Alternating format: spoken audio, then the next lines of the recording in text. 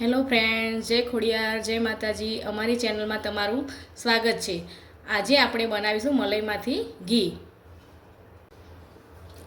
મેં અહીંયા મલાઈ એક રાતની મેં કાઢીને મૂકી હતી. એમાં ખાટી છાશ કે દહીં પણ નાખી શકાય. મલાઈને એક રાત કાઢીને એકદમ ખટાશ આવી ગઈ છે, તો આપણે એમાં પાણી નાખીશું. પાણી મેં આશરે લીધું છે લીટર જેટલું. આ મલાઈ મેં 10 દિવસની રાખી હતી.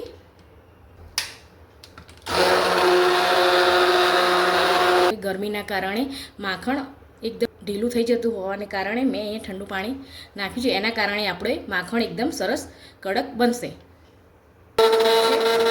ધીરે ધીરે આપણું માખણ બધું ઉપર આવવા લાગ્યું છે. આ રીતે આપણું માખણ બની ગયું છે.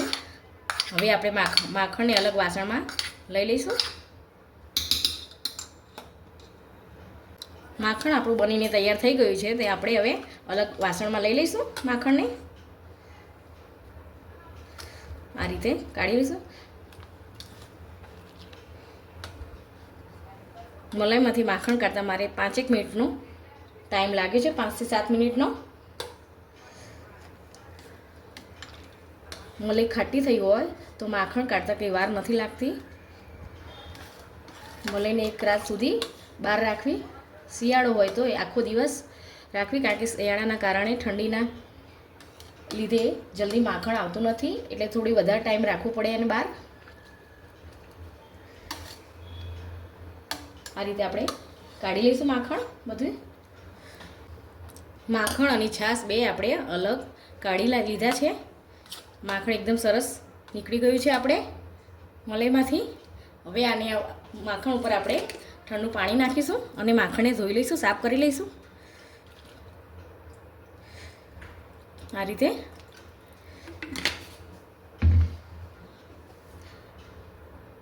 રીતે માખણ ધોવાથી આપણે જે ઘી બનાવીએ એમાં સ્મેલ આવતી નથી. આ રીતે આપણે પાણી કાઢી લઈશું માખણની અંદરથી.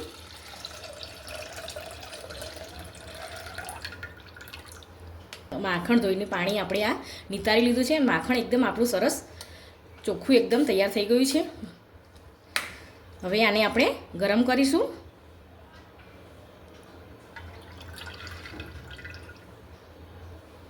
માખણ અહીંયા આપણે ગેસ ઉપર ગરમ કરવા મૂકી દીધું છે.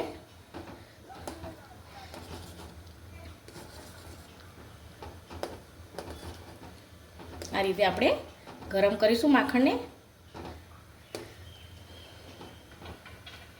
માખણને આપણે એકદમ ઘી જેવું બનાવીએ ત્યાં સુધી નથી ગરમ કરવાનું. આપણે ખાલી એકદમ દૂધ જેવું થાય ત્યાં સુધી જ ગરમ કરવાનું છે.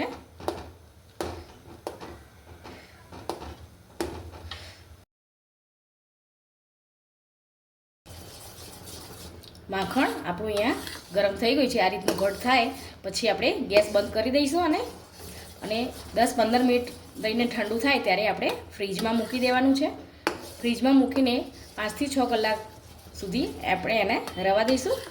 પછી આપણે આગળની પ્રોસેસ કરીશું. બસ આપણે હવે બંધ કરી દઈએ ગેસ.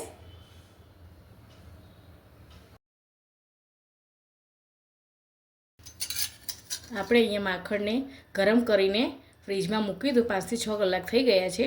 તો હવે આપણે આગળ એની પ્રોસેસ કરીએ. આ રીતનું કઠણ આપણું માખણ થઈ ગયું છે. તો આવી રીતે ચમચાની મદદથી આપણે છાશ રીતે હોલ પાડી દઈશું. અને પછી આવી રીતે ગળણીના મદદથી આપણે જે વધારાની છાશ હોય એ અંદરથી કાઢી લઈએ. આવી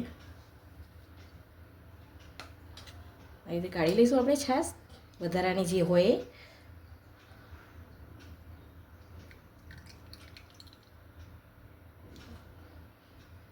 આ રીતે આપણે કરીશું તો આપણું માખણ ફટાફટ ઘી બનીને તૈયાર થઈ જશે. આ રીતે આપણે વધારાની છાશ કાઢી લઈશું. કાણાવાળી ગળણીથી આવી રીતે છાશને કાઢી લઈશું. આપણી છાશ અહીંયા અંદરથી જે વધારાની હતી એ નીકળી ગઈ છે. અને આ રીતે આ ગળીને આપણે લઈ લઈશું.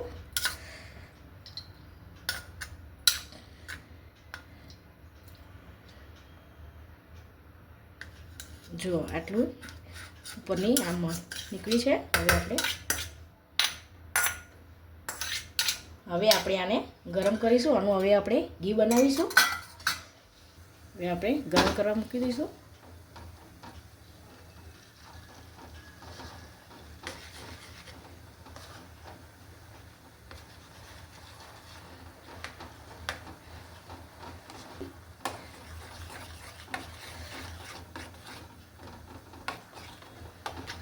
અને જો આપણા જોડે કદાચ ટાઈમ ના હોય, આ રીતે ગરમ કર્યું હોય અને પછી 5-6 કલાક પછી આપણા જોડે ટાઈમ ના હોય તો બીજા દિવસે પણ આ રીતે એક દિવસ ફ્રીજમાં રાખીને પણ કરી શકાય. વચ્ચે વચ્ચે આ રીતે આપણે ચમચું ફેરવતા રહીશું.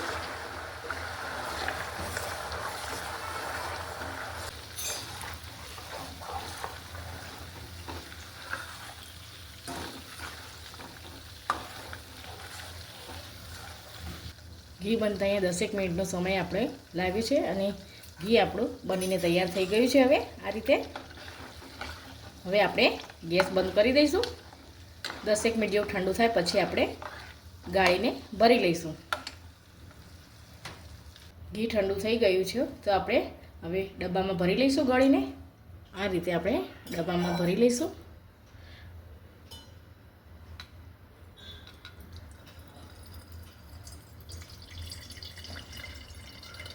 આ રીતે આપણે ઘી બનાવીએ તો જો નીચે આવી રીતે સહેજે બગડી ચોંટતી નથી, આપણે બેસી નથી જતી.